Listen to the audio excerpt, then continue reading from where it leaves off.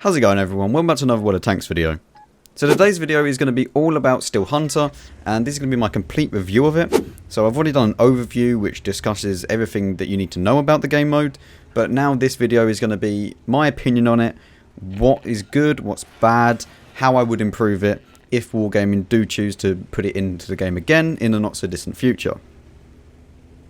The first thing that I want to address is the fact that basically everything is balanced within the game. It's just that the German tank is very much overpowered at the start of the game, and then, you know, it does, compared to the Russian tank, at the end, the IS-3, you know, equivalent, and the VK4502A, you know, those two tanks at the end of the game, they're very much the big tanks. You know, the American one, the Rattlesnake, it kind of just doesn't exist. I don't really see why you would play this tank, apart from to have some fun with the derpy HE autoloader. Like, the heavy tank version of it is useless. Like, it's not as heavily armoured as the other two, and it doesn't really have a place where the other two are. So the Rattlesnake to me feels very underpowered compared to the other two. That being said, at the start of the game it's not, you know, too bad. It's kind of similar to the Russian tank, but then it falls behind, as I've said, later on in the game. At the start of the game, however, the VK, or the German version of the tank, is going to be very, very, very strong. Now, to the point where it's almost overpowered. So, I don't know how I really feel about this. I feel like every tank should get the exact same damage and HP. There shouldn't be kind of this disconnect between them, where one tank is going to do more damage than the other. That should be later on down the line once you've got some upgrades. At the start of the game, everything should be completely fair and balanced. If you look at other games that have Battle Royale game modes, or are just Battle Royale in general, then you'll see that everyone starts at the exact same point.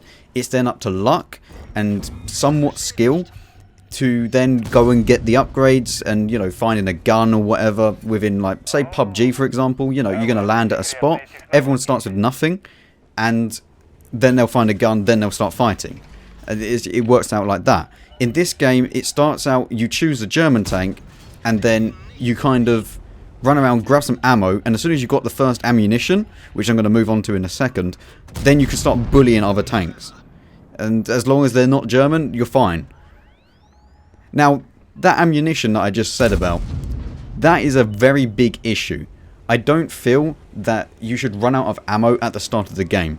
That kind of, it doesn't make sense.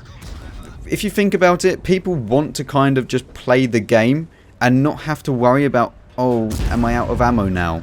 You know, that shouldn't be an issue. You should just be able to, if you see someone, you shouldn't have to worry about fighting them.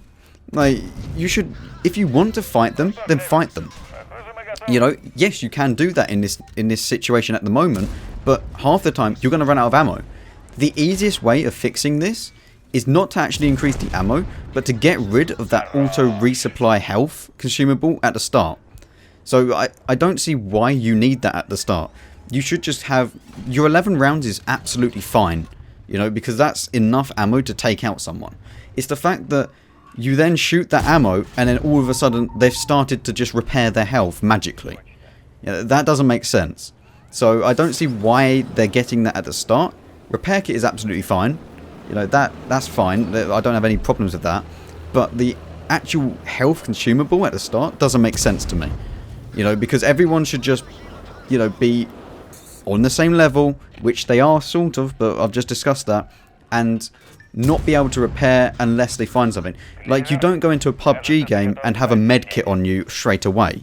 You know, you have to go and find that inside the game. So it doesn't make sense to me that we have this kind of resupply consumable straight away. Now, another big issue with the game mode is that there is no replay system in the game. I don't know why. Wargaming, you have an amazing replay system that just automatically captures your game, your last played game, and then you just play it back whenever you want. So I don't see why you haven't added this to that game mode. It doesn't make sense to me that you haven't done this. Okay, fair enough, there might have been, you know, a stability reason why you didn't do it, but the fact that we've had to go and get a mod is, it's almost unacceptable, because this game mode has a lot of riggers in it. Okay, now these people are just going into the game and ruining it, you know, and the fact that we don't have a replay system just means that we can't report them as easily, because not all of them are going to be in the same clan. If they're in the same clan, then at the end of the game you just go, yep, screenshot, there you go, look at this team, they signed up in a solo game, all 3 of them in the same clan, they came top 3. That's obvious. But if people aren't in the same clan and they're rigging, then you have no real way of proving it, you know, because a screenshot at the end of the game doesn't show that. You know, that's where a replay comes in, because you can see that you're being teamed up by 2 or 3 people. And the fact that you can't do that means that people are just getting away with this and basically getting the 5k bonds by cheating. Let's not like, you know, beat around the bush here. It's cheating. This is a form of cheating in the game, and people that rig the games should be banned. Like, it's as simple as that. At the end of the day, you're giving away 5k bonds, which are not readily available in the game half the time, to people that are just cheating. You know, it's unacceptable that there isn't a replay system or a way of reporting these players. You know, it's just bad. Another thing that I want to address, and this isn't probably an issue per se, but it's just a bit of an annoyance for me, is that if you look at every other Battle Royale game, there's no countdown timer or time limit in the game mode. Now, the problem with having a countdown timer is that if you're inside the zone and someone else is inside the zone too, say you're in a 1v1 situation, you know, you're the last 2 people alive and you're fighting, then all of a sudden someone puts 1 shell into you, and because the time has ended, you then take in loads of damage and he has more health than you, so you lose. That's not fair. You know, you should have the opportunity to just fight it out 1v1, no other interruptions. If it's a 1v1 fight, it should be a 1v1 fight with no other external interference. You know, when you've fought this hard to go to the top 2 and then suddenly you die because the zone has ended, no, it doesn't make sense. If so, okay, I understand the countdown is, you know, for the zones to close, but it would be nice if the last zone, because there's only 1 square left, if that just never went away. Yes, I understand that it's going to make the games last a bit longer, but over time people are going to just keep fighting each other, and slowly they'll run out of consumables, or something will happen, someone will make a mistake and that person will win. It's then down to a skill based fight out or shootout in the final 1v1, which is how it should be. Battle Royale games at the final one should either be, you know, someone has the more consumables, or someone makes a mistake and the other person is more skilled than them and punishes them for it. You know, that's how Battle Royale games should be. They should be that 1v1 fight without the third party interference coming on. You know, you don't see a game of PUBG, and I know I've referenced this before, but PUBG is, you know, one of the leading Battle Royale games. You don't see games in PUBG where both the players suddenly just die to the zone. You know, it's very rare that that happens. Now, I understand why you might want it so that, you know, the time limit goes down and then it ends, is because someone might get glitched into a wall. But that also means that if the player that's glitched into the wall has more health than the other player, they win. So I feel like if you're going to be glitched into a wall, which doesn't happen very often, you should just be, it should be like your vehicle's overturned. They should detect when a piece of the map a player is on is out of bounds. Like how you can't go outside the city, you know, because of the red line. If someone is out there, it should be like your vehicle is flipped and you get the 30-second timer or the 15-second timer, and then it's just over instantly. That would be a better way of dealing with this. The other way of dealing with it is that you only make the circle in an open location for the final zone, but that's going to very much limit how the game plays out, because everyone is going to be just based around that open zone and just know where it's going to go.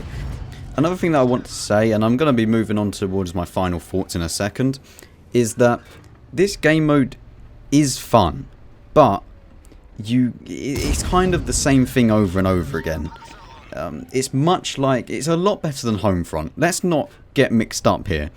It's a lot better than Homefront, But after a while, it does feel like you're kind of just playing it just to get the bonds and not playing it to have fun. And I feel that that is not something that is what most of the player base wants. You know, we want a game mode that's fun. You know, we play random battles because that's a fun thing to do. World of Tanks is fun to play. You know, yeah, okay, there's an aspect of you're only playing it to grind it, but, you know, if you're playing in a tank that you love, then it's a fun game, you know? And these tanks aren't bad or broken, you know, these tanks are somewhat balanced, apart from obviously, you know, what I've spoken about already, but these tanks are okay to play, you know, but it's the same map and it's the same kind of thing just over and over again. And after a while, that does get a bit repetitive.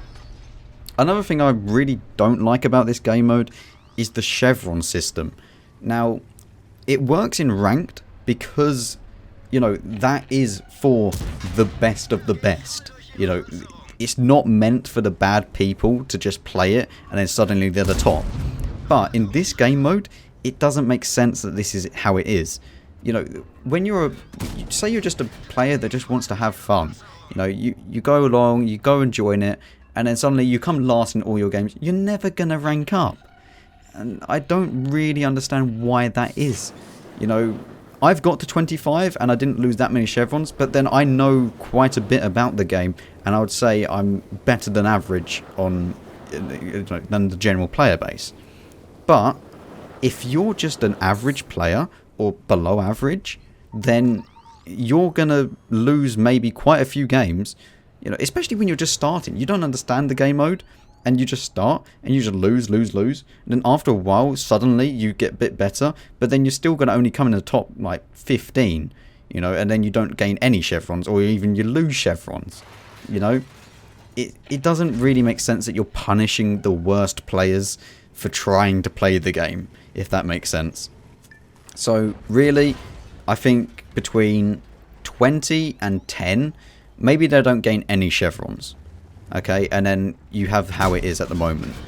I don't see why you would have them losing chevrons. It doesn't make sense to me personally. So that's how I stand on that kind of aspect of it. Okay, so final thoughts on it.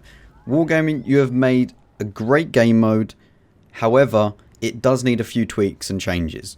I don't know how you're going to make it so that it's a bit less repetitive. I don't think you can. That's just kind of the nature of Battle Royale. But maybe you can add some, I don't know, a progression system maybe? You know, like, maybe after a while you can get some better consumables and then, or maybe a better tank, and then you only play against those type of people. Maybe, but then that's going to limit the matchmaking. So I don't really know how you're going to do that. But, you know, if you make some changes where it's a bit more balanced overall with the stuff that I've said, then you'll have a good game mode. And I don't think it'll be that repetitive if everything's completely balanced out. Because if you think about it, players who play PUBG, and yep, I'm using that again, some of them just want to go into the hot zone, you know. They'll drop down straight into the action and then they'll start killing people. But some players like to play a bit more passively and run around and collect stuff. That should be a choice for this game mode. You should choose. You shouldn't have to choose, but you should choose if you want to do one or the other right at the start. You know, when you're dropping. Okay, so you could choose. Okay, I want to go into the center of the map because that way I'll then be able to go anywhere I want. You know, and find people and just shoot them instantly. You know, because if you're a good player, you can then do that. So that's kind of how I feel about it. You know, it is a good game mode. You know, they've done well. But in the future, I would like to see the changes that I've said. And honestly, the 5k bonds was great. You know, like, props to Wargaming for actually, you know, including something that's worthwhile. And yeah. If you did enjoy this video, then you know what to do.